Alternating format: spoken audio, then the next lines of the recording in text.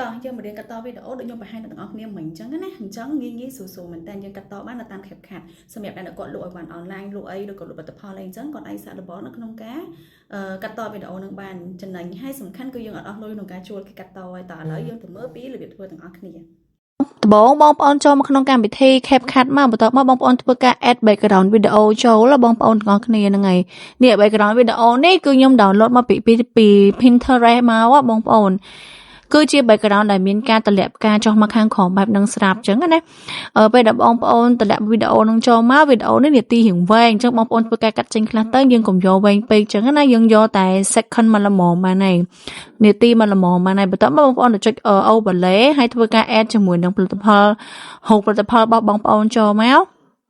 ពេលដែលបងប្អូន add រូបផលិតផលចូលហើយ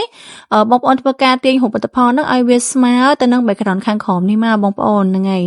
អញ្ចឹងបន្តមកទៀតបងប្អូនធ្វើការ select នៅលើរូបផលិតផលហ្នឹងដដែលហើយទៅរកពាក្យថា remove background ណានេះឃើញទេហើយចុចពាក្យ custom remove auto remove មកហើយ remove ទៅដើម្បីធ្វើការចុច remove background